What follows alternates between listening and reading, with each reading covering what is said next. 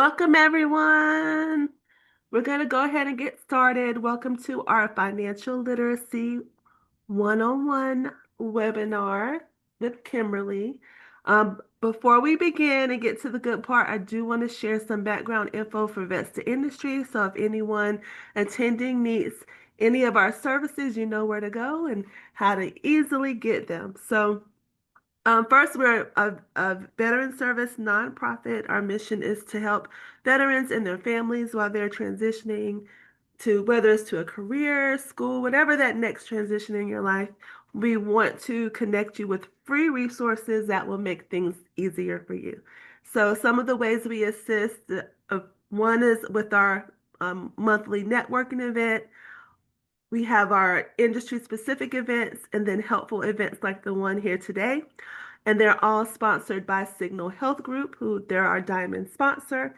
We also have a careers team that assists with all of your job search needs, all the way from creating your resume, practice with interviewing, even matching up with employers. We help out with that as well. And also, if you're a business owner and you want to advertise your business, we offer you a free space on our website to create a listing for your business. So without further delay, because I know you can't wait to hear from Kimberly today, I am going to turn it over to her so she can introduce herself and get started with today's learning. Thank you, Kimberly. Good morning, guys. And I don't know if you're on the West Coast, the East Coast, or Central Coast, or so good afternoon maybe for my afternoon on the East Coast. But I'm happy to be here, guys. For those of you who don't know me, I'm Kimberly from Revolution Financial Management. So I have been volunteering with Vets to Industry for the last few years. I came in like you guys, not knowing about the organization. But then when I saw what they were doing for the veteran community, I know I wanted to get involved. So I've helped with the planning side of some of their bigger events. And then usually you will see me sometimes on their networking events when I can jump on. But I'm happy to support any way I can. For also a little bit about my background. So I have family members. Both my grandfathers were World War II vets. My uncle was a Vietnam vet. So I've always had a passion to be giving back to the military and veteran community. I am very involved on the volunteer side. I am in Houston, Texas, but I do a lot of volunteer work here. Career Gear is another organization I help with on the veteran side, and then also the Veterans Chamber of Commerce here in Houston. So I have lots of different resources. No matter what, I'm here to support you guys. I'll explain a little bit more about the financial independent side and what our company does. And that's why we're here, obviously, to learn. But let me get started. The name of our firm is Revolution Financial Management. I've always had a passion for teaching financial literacy. It's super important, whether you're a veteran or not, if you're just a civilian family, everybody really deserves to learn the education, because the reality is they're not teaching it. Whether you've been in the military or not, the education system is not going over it. The government's not teaching you. So pretty much everyday Americans are left to fend for themselves. So as I'm going through everything too, here's the thing, that this is your call. I want you to get the most value out of it. So if there's something you have questions on, we are going to do a Q&A at the end. Or if you want to reach out to me personally, I'm happy to assist in any way. But as I'm going through, if there's something that you could benefit from as a family, absolutely reach out. We'll book a time to meet. Or if you know people too that could benefit, it is getting close to the holidays. So I'm trying to really teach people to optimize, and as they're getting ready for tax season and then the holiday season. And then there's also today, I do the mentoring side on the opportunity and the business of what I do. However, we're not going to talk about that today, but if you are interested in the career side of what I'm doing, definitely reach out and let me know, and I can help you. So let's kick it off. So when people are looking at, financial freedom and what does that look like? These are the pillars that we're focused on in the teaching, the education. The first thing is building a short-term savings. That's your emergency fund, if you've never heard of that. The other thing would be insurance protection. That's the life insurance piece, protecting your loved ones, but also your assets. Then you have debt solutions. Reality is, how many people do we know right now that have some sort of debt, whether it's credit cards, student loans, personal loans? It's a huge killer right now for the Americans and the economy. And then long-term wealth, that is going to be generational wealth, leaving a family legacy and preserving the wealth, which is what you already have. That is the retirement planning side and getting ready for that.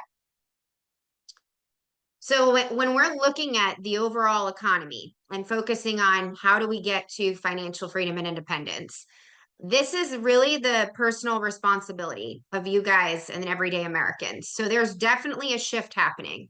Traditionally, back then, there were more pensions and more of the guaranteed income for retirement, but that's not necessarily the case anymore. Things have changed. Even you look at your current retirement plans for your work, all of that's changed. Some employers don't even offer that these days. So when you're looking at how to be financially stable and independent, there's really three legs to it. There's Social Security.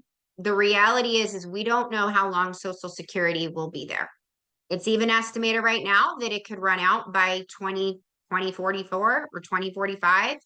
And again, I'm not expecting that for my generation, but hopefully the baby boomers will get it for a good chunk of what they've been putting all their hard-earned money into.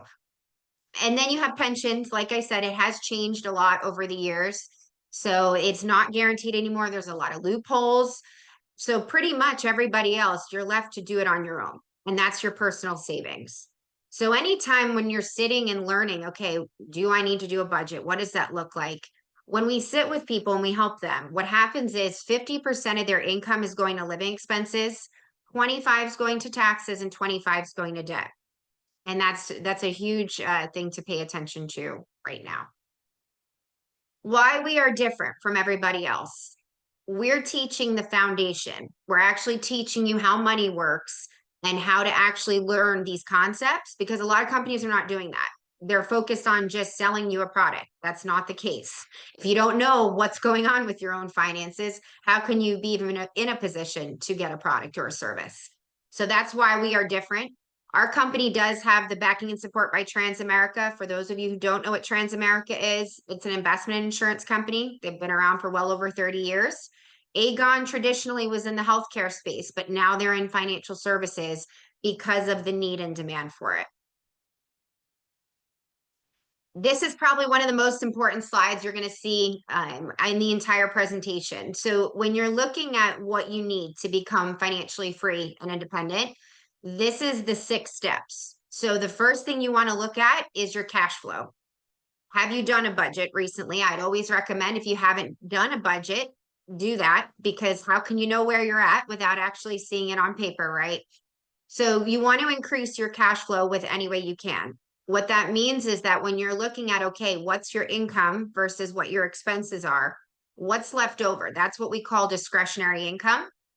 And actually how you calculate that would be is if you take your expenses and subtract that from your monthly total net income, not your gross income between your family household. When you're going through that, things you want to put on your budget is you want to look at everyday expenses. A lot of people just think about the basics, utilities, your rent, your mortgage, maybe car payments, but they forget the little things like kids, if you have kids in sports or activities, or even little things, subscriptions. A lot of people forget about their Netflix or Hulu if they have that. Even internet charges, there's little things too. And if you're not sure where your money's going, a tip would be look at your checking, or if you have like a credit card statement, however you pay your bills, a lot of times it's on auto draft or auto pay. So it'll tell you where your money's going. There's also a lot of apps now that can tell you, it'll track your spending. So it helps you a lot with where your money's going. And then the big thing too is when you're looking at things, right? If you're in a season where life is tough right now, and we know the economy is crazy and inflation's at an all-time high, the things you can do is even if you have to pause some expenses, it's not forever, it's only temporary, and it's to get you back to where you want to be. So things that you can cut out, if you're not using it, rule of thumb, put it on pause, maybe get rid of it, minimize expenses. The biggest thing is you want to be living below your means, not above them. That's huge. When you're looking at an emergency fund, anytime you're building your emergency fund, we know life can happen. People are getting laid off every day right now. The thing that you need to do is try to be saving at least 3 to 6 months of your monthly income. God forbid if something happens. That way, even a car emergency, a medical emergency, things with your kids, be prepared for that. The one of the strategies we'll teach people is paying yourself first. When you're looking at paying yourself first, so what happens is everybody gets into the day to day where everything is on auto pay. So every time they're getting paid, their bills are just coming out. Well, the problem with that is if everything's just getting debited out of their account and they don't realize that they don't have money to save at the end because all the bills are coming out.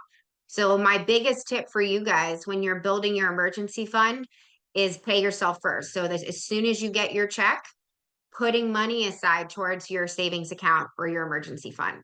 And you honestly, the strategy we use is you rule of thumb is if you can do it based on your income and your leftover money, your discretionary income, if you can do at least 20% to savings every month of your monthly income, you'd be in good shape. Now, again, I realize not everybody's going to be in that position, but at the very least, if you pay yourself first, that will help you a lot as far as keeping your expenses down, but also your savings up.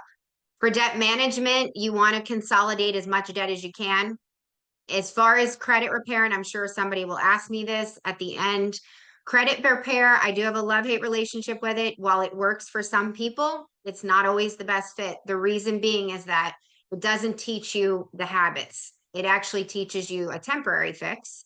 But the reason being is that there are ways to boost your credit the right way. The focus when you're looking at paying your debt off and not getting killed in interest, one of the things you want to look at is, okay, look at all your interest rates, see where your interest rates are for your credit cards and look at your minimum payments and then look at the balance. You want to be overpaying on the highest interest first, minimums on the rest. And then once you're done paying that top interest, you take that money now that you are putting on that initial card and go to the next highest interest.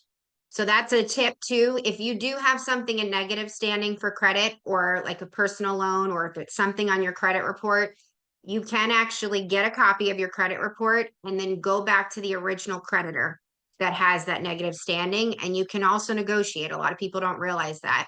They may give you an option where you can pay a one-time fee and they'll knock some of the debt off, or they can put you on a payment plan. So that's some of the tips on the debt management side. Proper protection, this is huge, especially in the military community.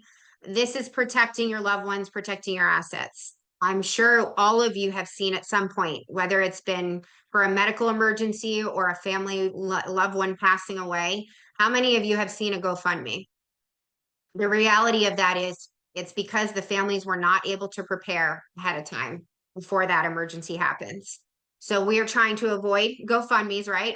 I hate seeing GoFundMe's for people because I feel for the families, right? So the proper protection, make sure you get your life insurance in order, especially if you're getting out of the military or if you're active duty. Just because you have ailments and things that pop up on medical boards, or if you have a disability rating, it's okay. Doesn't mean you wouldn't get approved. You just got to make sure you do your due diligence. If you can do it before you file your disability claim, even better. The reality is too, when you're looking at life insurance, 46% of Americans don't have life insurance, or if they do, problem is it's not enough coverage. So that's why it's super important to look at it and get your ducks in a row. And the other thing too with SGLI and VGLI insurance, when you guys are going through the process, once you get out, it does not go with you unless you opt into it. There are other alternatives out there that may be more affordable. It'll give you more of what you're working with as far as the budget and then what it's doing for you. But also too, a lot of people don't realize the living benefits. That piece has changed a lot over the years. So that is something to look at. But the last two pieces too would be building wealth.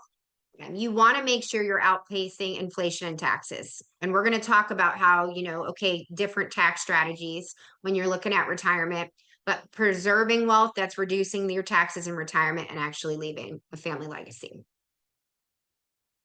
Anybody that goes through the process, when they're sitting with us and learning the education, we always do a financial needs analysis. I am licensed to the state, but I am regulated by a FINRA. So if somebody has questions, even if it's teaching you how to budget or how to save or get out of debt, I still got to see what's coming in and what's going out.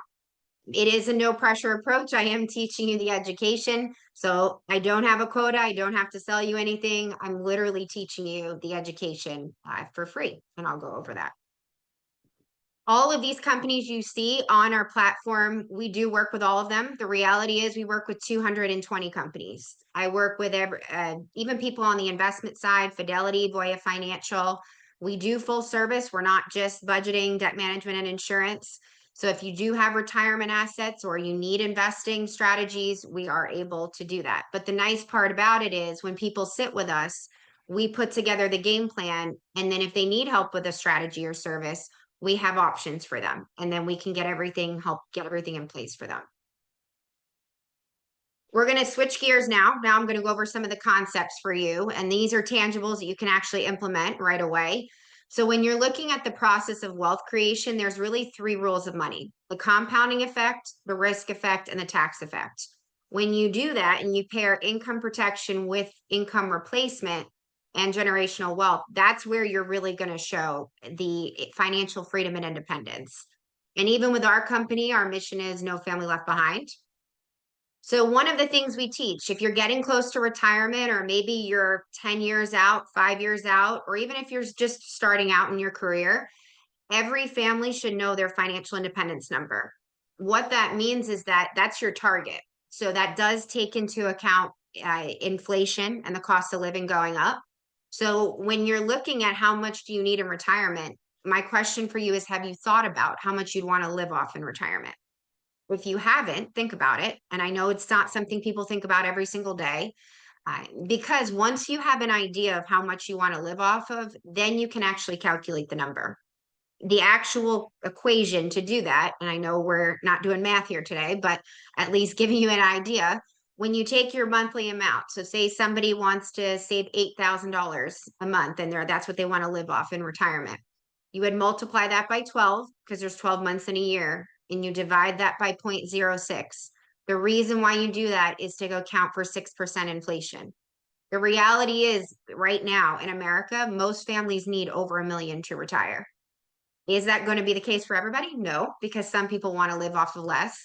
But you can take it a step further, and we can tell you, okay, based on your current assets, if you already have a certain amount saved for retirement, when you're getting a 10% rate of return or better, how much should we be saving monthly? So that's a tool you can play around with. And if you know, some people want to live off of more in retirement, some people want to live off of less. But once you have that number figured out, you at least know what you're working towards. When you're looking at fundamental concepts, the biggest thing is time. And I will stress this and say this all the time. The sooner you start to prepare for the future, the better. It's okay if you're just starting out and, maybe you're playing catch up a little bit. That's okay. But time can be your greatest ally or your worst enemy. So this is an example, right? If someone's saving $5,000 per year in a tax deferred account, and that account's getting 10% rate of return per year, this is the difference if you wait versus starting earlier. So if you see person A, they're putting, they let their money sit for 40 years. Maybe they put in 200K of their own money saved. Well, with a 10% rate of return, their assets have now gone to 2.2 million in accumulation. But maybe the other person B, they started 2 years behind.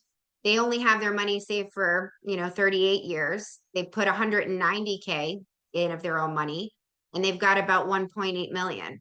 So the difference of 2 years and only $10,000 difference in investments, their initial investment, was the difference of $400,000 on their money growing for them. So if you were to even take that and divide it a step further, 8 hours a day, 5 days a week, that's $96 per hour. So that's just giving you an example. The longer you wait, not that it's going to be horrible for you, but at least you will be playing a little bit of catch up.